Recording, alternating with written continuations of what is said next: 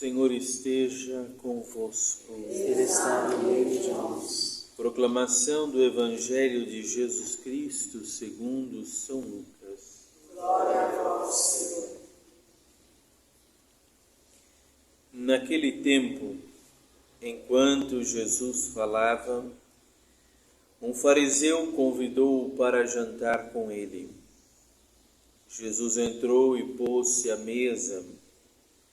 O fariseu ficou admirado ao ver que Jesus não tivesse lavado as mãos antes da refeição. O Senhor disse ao fariseu: Vós, fariseus, limpais o copo e o prato por fora, mas o vosso interior está cheio de roubo e maldades. Insensatos! Aquele que fez o exterior, não fez também o interior? Antes, dai esmola do que vós possuís, e tudo ficará puro para vós. Palavra da salvação. Glória a vós, Senhor.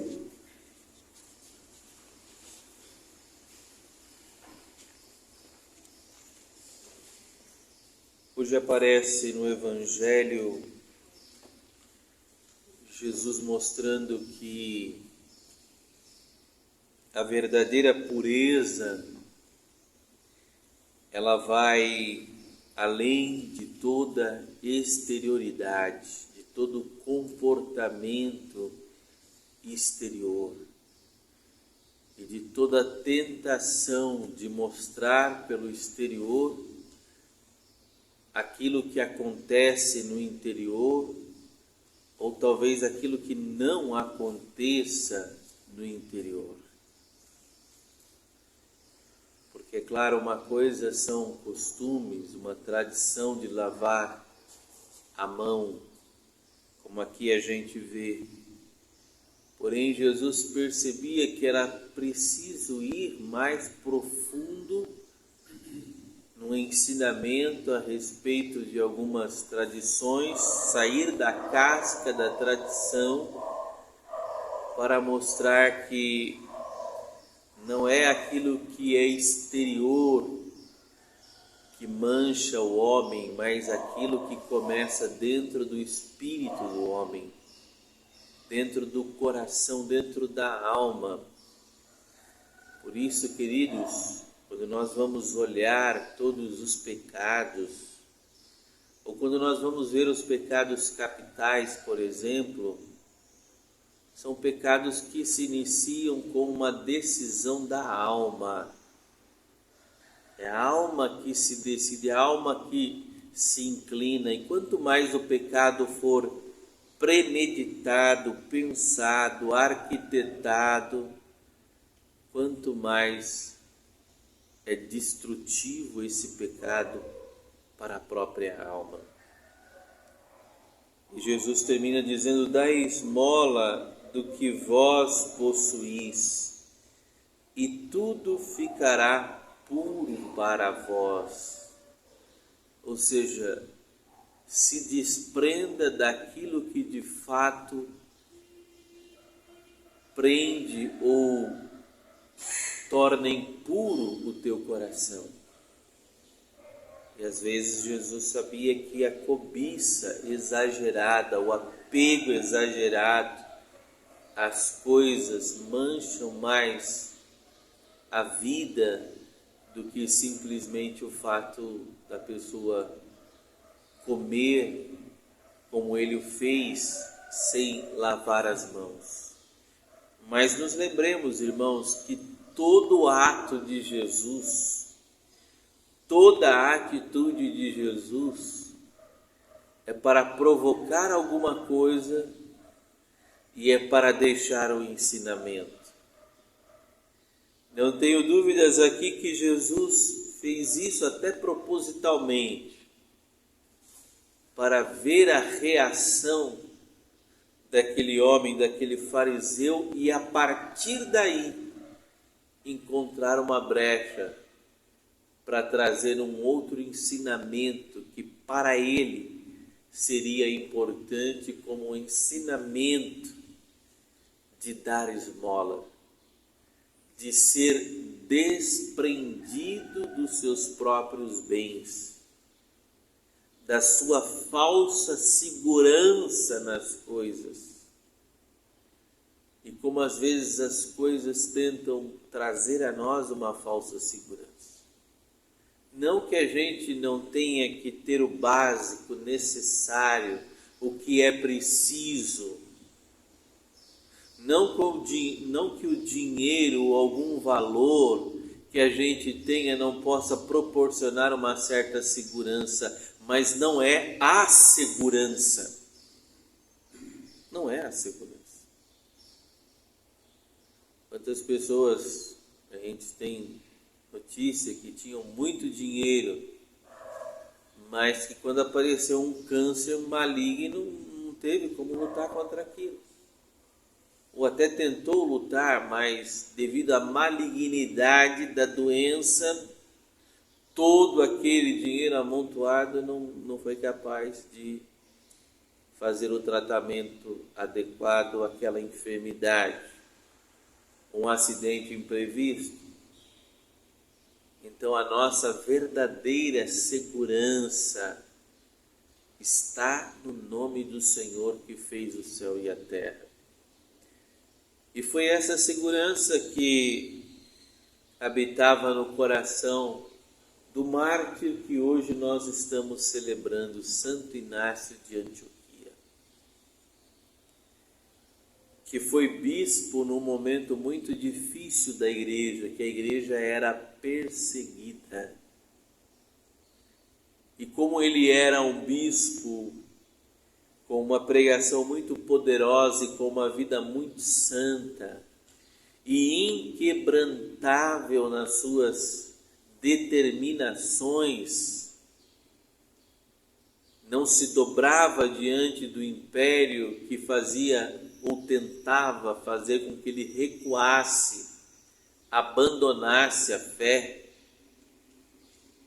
E Inácio não abandona, e aí vem o decreto a Inácio de ser então martirizado. E Inácio, mesmo assim, ele não abandona a fé, e todo o caminho que ele faz, conta-se a história a respeito dele, quando ele sai da onde ele está em Antioquia e vai passando por várias comunidades até chegar ao lugar onde ele vai ser morto por causa da fé. Ele ia abençoando, ele ia deixando uma palavra, ele ia consolando,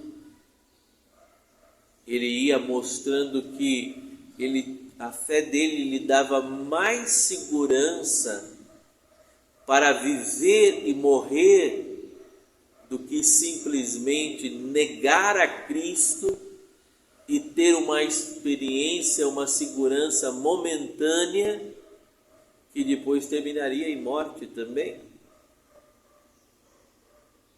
por idade. Mas como muitos mártires que eram ameaçados, ou você deixa Cristo ou você vai morrer, ou você deixa Cristo ou você vai para a fogueira, ou você deixa Cristo ou você vai se tornar comida de leões, eles diziam: Cristo está sendo tão bom para mim, por que eu haveria de deixá-lo? Queridos, quem tem motivo para morrer, tem sentido para viver. Quem tem o motivo para morrer, para dar a vida, quem tem o porquê e o para que dar a vida, tem sentido para viver. Inácio tinha um sentido para viver, e Inácio tinha um sentido para morrer. E hoje ele é lembrado não somente porque um homem que teve coragem e depois morreu, não, é lembrado como o homem que está entre os coros dos mártires no céu. E no céu a gente sabe, o mártir, e também na igreja, ele tem um destaque todo especial, porque foi a pessoa que mais se configurou com Jesus, dando a sua vida, entregando a sua vida nas mãos do Pai. E narra-se que Inácio ele vem a ser depois morto, não porque os leões o mastigaram. Depois dizem que alguém praticamente o traspassou com uma lança, mas ele dizia, não vejo a hora de me tornar trigo de Deus na boca dos leões. E quando ele é jogado diante dos leões, os leões não fazem nada ao corpo dele. E depois então aí o matam com lanças, mostrando assim que era um homem que não tinha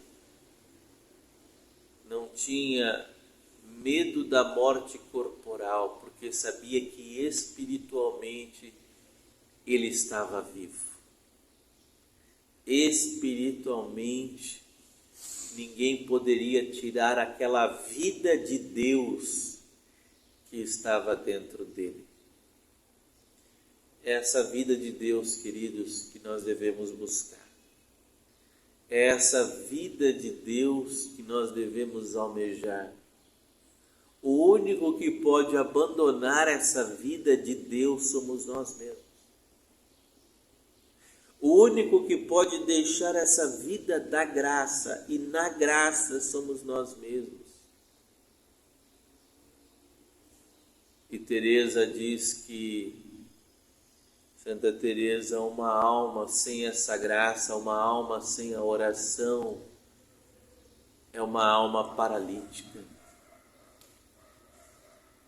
Mas uma alma revestida de oração, acrescento eu, uma alma revestida de Deus,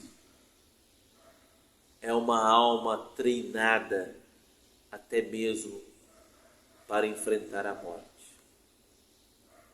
Porque sabe que a morte não é um ponto final na sua vida. A morte, para quem crê, para quem reza, para quem busca viver na graça, é uma vírgula de uma eternidade que começa. É uma vida de um nascimento para a eternidade. Louvado seja nosso Senhor Jesus Cristo,